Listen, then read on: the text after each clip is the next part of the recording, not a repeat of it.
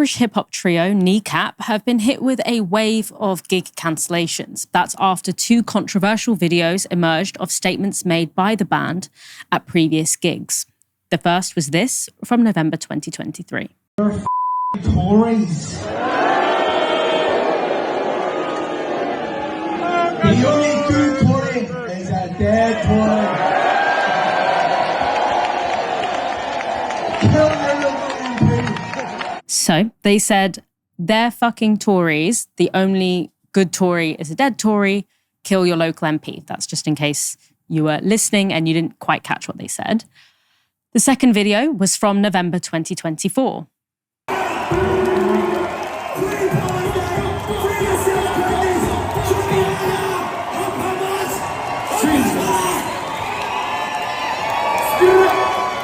Now, expressing support for Hamas or Hezbollah in the UK is illegal. They are both defined in law as prescribed terror groups. The videos both surfaced after Kneecap provoked the ire of the Israel lobby with a performance at Coachella where they had these statements projected on stage.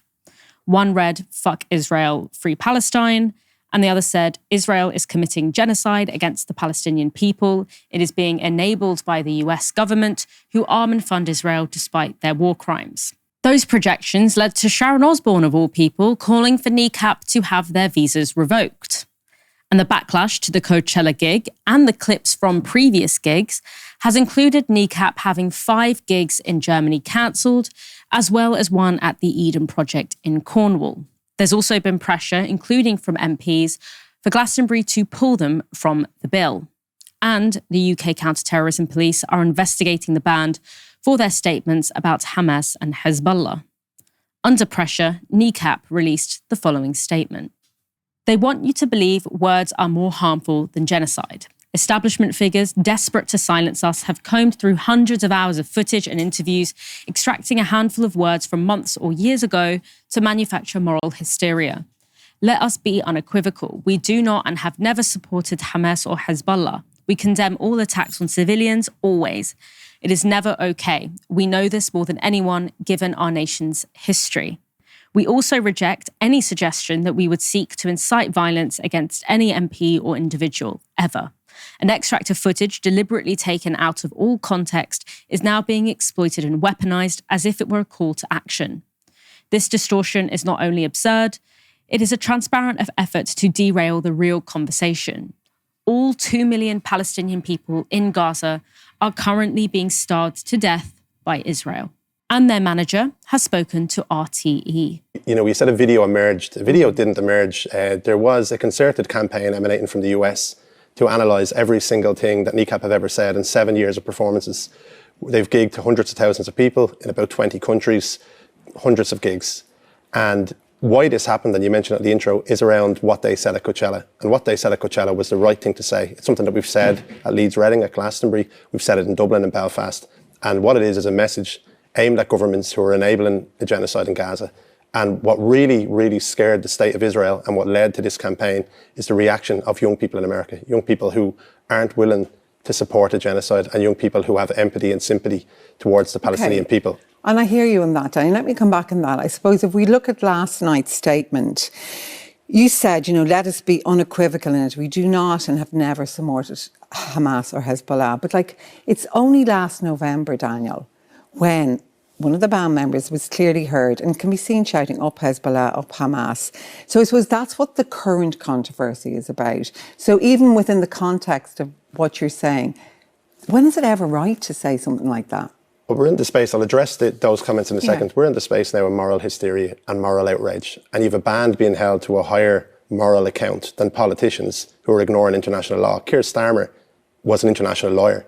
He said that Israel had a right to cut water and food into Gaza. They do not. Children are starving to death, and we're spending 6 or 7 days speaking about Kneecap. We spent less than a day speaking about 50 executed medics. And what I'd say on your point there, it's not about whether somebody supports or condemns any group. That's not part of the discussion. But isn't it, in a way? I mean, for somebody, hang on, to say, you know, up Hamas or Hezbollah, you even know many Palestinians feel they're victims of Hamas. And I suppose what's lost in this, why are the Palestinians where they are today? They're where they are today because there's been a wholesale denial of their rights as human beings on this planet. And to focus in and say to somebody, do you condemn or do you support, is away from the core message. And the core message should be, do you understand? Do you understand why somebody after 77 years of a brutal, violent occupation would resort to violence? Okay. But it's a key point here to make is, and it's one that's left aside, the rest of the world are ignoring Palestinians, their human rights. We need to acknowledge that there is an enshrined legal right to resistance. I'm now joined by Tadhg Hickey. Tadhg, what do you make of the media's coverage of this fallout and also of Kneecap's response? Well, first of all, really nice to see you again, my friend. I think the whole thing is a bit of a pantomime, to be honest, and the only people that are enjoying the show are Israel. I think Daniel said it so beautifully there. It's another example of distraction, and I think the British state in particular is often guilty of these types of obfuscation and distraction techniques, particularly when it comes to Irish people. I mean, we've all spent the last 9 or 10 days talking about the geopolitical thinking of a hip-hop trio, and all the while Israel continues doing its deeds in the killing fields. I think, to be honest, the hysteria is more to do with the British state and the US government trying to rile up people to look the other way and to not reflect on their direct complicity in the genocide in Gaza. I think it's more incumbent on the British state at the moment to look into its own role in that genocide. I mean, I think it was just yesterday that the UK from its base in Cyprus transported weapons and infantry to Israel. That's the big story. I mean, Israel is on trial. It's suspicions of genocide hang over the state, and we're all talking about the private and sometimes public, I suppose, acknowledgement of resistance from a group of musicians. I think it's farcical. But I mean, if I was Kneecap right now, I'd also be thinking this has done us the world of good. I mean, you couldn't pay for this type of coverage. I think their plays on Spotify have gone up like tenfold. So I think when the dust settles, they will have a massive boost to their career. You cancel gigs in the short term and you just create demand. I mean, that makes them the most desirable act in the world right now. And also, more importantly, they will be shown to be on the right side of history. I'm very, very certain of that. And this British government will very much be on the wrong side of history. And I would like to think that they will be held accountable as the war criminals that they are.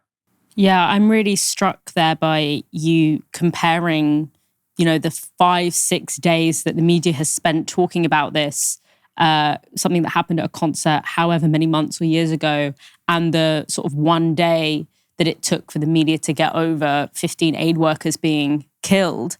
And particularly in the context of the genocide that's taking place, it feels like every day that we spend not talking about how to stop this genocide from happening and the role of the British government in facilitating it, and is just a day where life is being lost before our very eyes. And that's almost why this kind of diversion and time wasting is so egregious. So Kneecap's manager has shared examples of other people using violent imagery in the context of entertainment and it being viewed as okay. In 2020, comedian Finn Taylor joked on Have I Got News For You about bombing Glastonbury to kill Corbyn supporters. This is what Finn Taylor said. People think that Bob Dylan's the greatest musician that ever lived, and you listen to some of it and it's awful. But then people are so dogmatic and say he's like the greatest musician. People who like Corbyn, it's 200,000 people in the Labour Party that are fanatics? So all you've got to do next year is bomb Glastonbury. Hopefully Dylan's headlining, 2 birds, 1 stone. Thing is with right-wingers, no matter how much they try to be funny, they're just I'm like, where is the punchline? Anyway. And this was the BBC's response. After more than 30 years on air, Have I Got News For You is a well-established comedy series that has built a reputation for irreverent humour and satire. Regular viewers expect the panellists to make jokes and understand that contributions are intended to be funny and amusing, and this edition was no exception. It was clear that comedian Finn Taylor was talking about an utterly absurd scenario in which he compared Jeremy Corbyn to Bob Dylan and was in no way whatsoever to be taken seriously. I don't think it was the comparison between Jeremy Corbyn and Bob Dylan that people found a little bit tasteless there.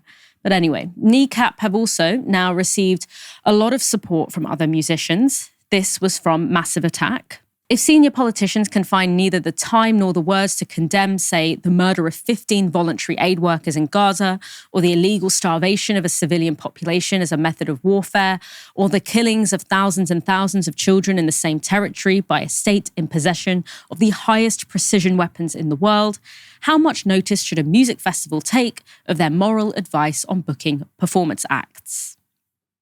Language matters, of course. The hideous murders of elected politicians Joe Cox and David Ames means there's no scope for flippancy or recklessness. But do politicians and right-wing journalists strategically concocting more outrage over the stage utterings of a young punk band while simultaneously obfuscating or even ignoring a genocide happening in real time, including the killing of journalists in unprecedented numbers, have any right to intimidate festival events into acts of political censorship? Kneecap are not the story. Gaza is the story. Genocide is the story. Kneecap's label, Heavenly Records, also put out this statement. The past week has seen a clear, concerted attempt to censor and ultimately deplatform the band Kneecap. In a democracy, no political figures or political parties should have the right to dictate who does and does not play at music festivals or gigs that will be enjoyed by thousands of people. The question of agreeing with Kneecap's political views is irrelevant. It is in the key interests of every artist that all creative expression be protected in a society that values culture, and this interference campaign is condemned and ridiculed. That letter has now been signed by dozens of recording artists, including Paul Weller, Primal Scream, and the Pogues.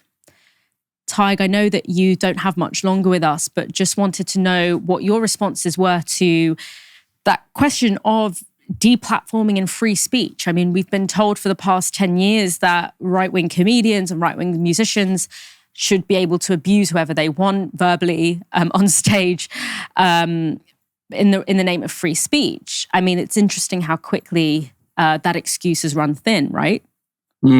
I think, as you beautifully illustrated there, I always feel with conservatives that they're just interested in free speech when they're speaking.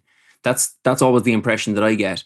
And I just think, to go back to the British state for a moment, I mean, as an Irish person, the British state, its collusion with loyalist gangs in Ireland is responsible for the deaths of many, many Irish people. And this Labour government, right up till today, people can Google the murder of Sean Brown, right up till today, are continuing to have this policy of secrecy and obfuscation and denying actual friends of mine in the north of Ireland justice.